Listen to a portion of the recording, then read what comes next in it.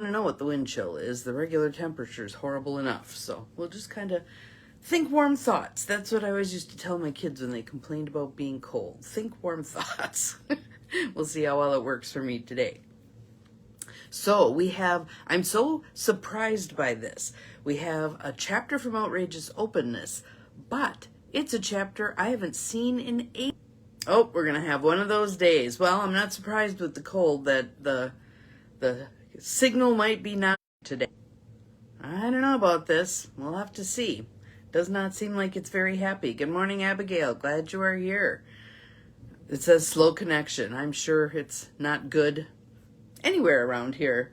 And someone is making a whole lot of noise out there. And we did not get snow overnight, so I'm not sure exactly what they're doing, but none of my business. So, probably going to make this one fast so we can at least hang on to our signal, hopefully.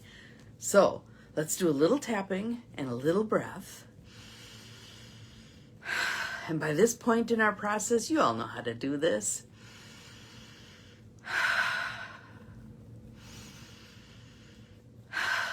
And hopefully throughout the day, you actually do it. That would be lovely. Outrageous Openness, Tosha Silver, Letting the Divine Take the Lead.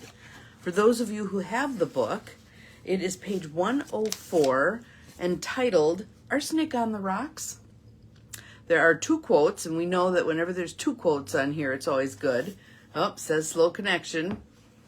I was supposed to have a coffee date this morning with a friend, and she bumped us out into the future because she did not want to be out in this weather. So I totally get it. First, yep, this one's going to be a dicey one. We'll see how it goes. All right. First quote is from Hafiz. Good morning. Good morning. Let's see who else we have. Beth. It's Beth. Good morning, Beth. Oh, horrible. Horrible, horrible. Yes, Good morning, Gwen. Welcome, welcome. You've got snow. We did not get snow. We just have frigid. That's it. So the first quote is, "Run, my dear, from anyone and anything that does not strengthen your precious budding wings." Oh, says slow connection again, but it didn't kick out yet. So, second one is from Rumi, "Set your life on fire. Seek those who fan the flame." So I'm going to read, and I'll kind of keep my eyes up so I can see if we're having an issue, but hopefully I can get through this without too much issue. We'll see. "I love to offer problems to the divine so unexpected solutions can blossom. In a sense, welcoming cosmic intervention is like planting a seedling. You put the fledgling roots into the soil and then fertilize and water to allow for flowering. The more you protect the plant, the better it grows. So would you pour arsenic on that delicate thing to see if it would survive? Would you stick it in the burning sun for a week just as an experiment? Yet often when we're in the midst of sprouting a new life, we continue to engage the negativity and fear of others." And I know I've been guilty of not only engaging with other people's fear, but putting a little of my own into other people's cool stuff. Especially, oh, it's slow connection. Well, hopefully it doesn't kick out. We'll see. Especially my daughter at times. You know, when she said, "Mom, I want to take my car and drive all over the United States and sleep in my car and, you know, have an adventure." There were times when I icked on that wow a little bit. But she had an amazing time. Amazing. So, let's keep going.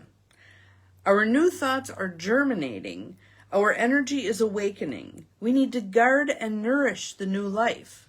It's like putting up a fence around your garden so that raccoons cannot rampage your lettuce. Let's say you've lost your job and you're taking all the spiritual steps I've been writing about.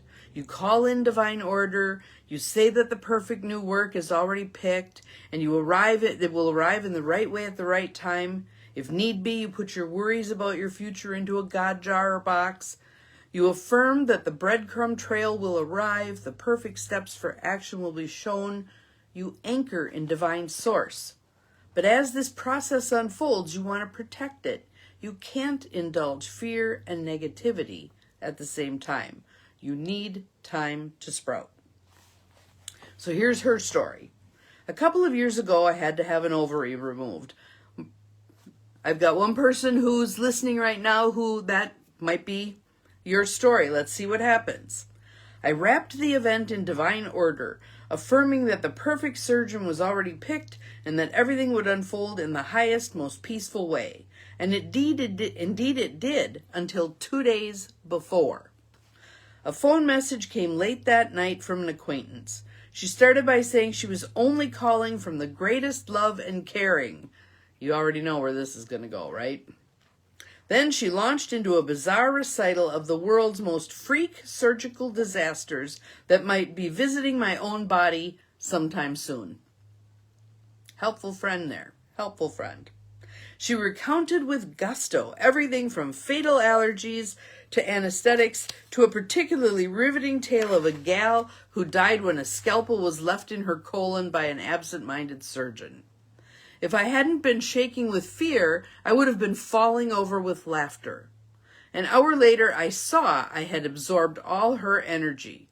I shook it all off, soaking in a lavender bath for cleansing.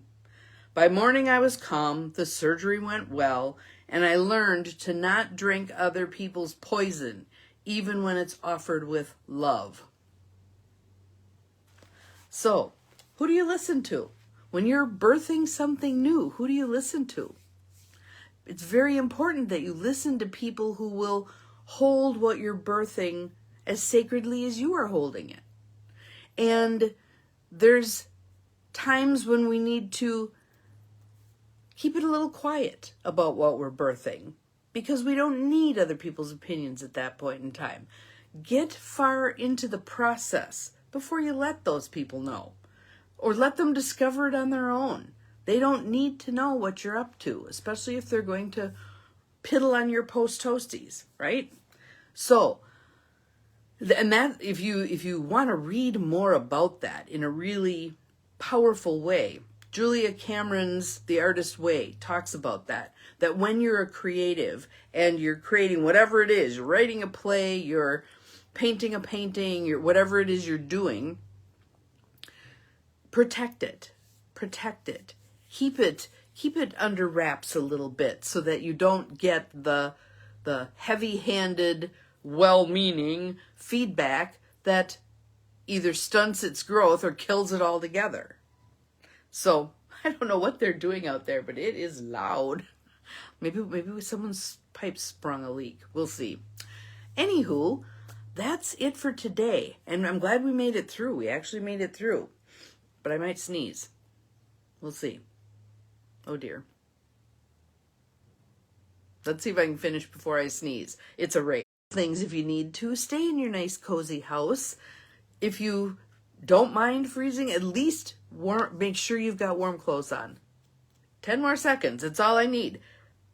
Remember, you're capable of far more than you think you are. 100-pile car up by your house yesterday. Not good. Not good, not good. I hope there weren't too many injuries. We just had one on the Leo Frigo Bridge as well, and they had it must have been a camera that was on Highway 41 caught the accident on the bridge, which is off in the distance, and they were looking for people who had been involved or had witnessed it. So, yeah, I don't think anybody was not. All right. Let us focus on the positive today. Let's put good energy out into the world. Remember, you're capable of far more than you think you are. Ha! Made it. Bye-bye.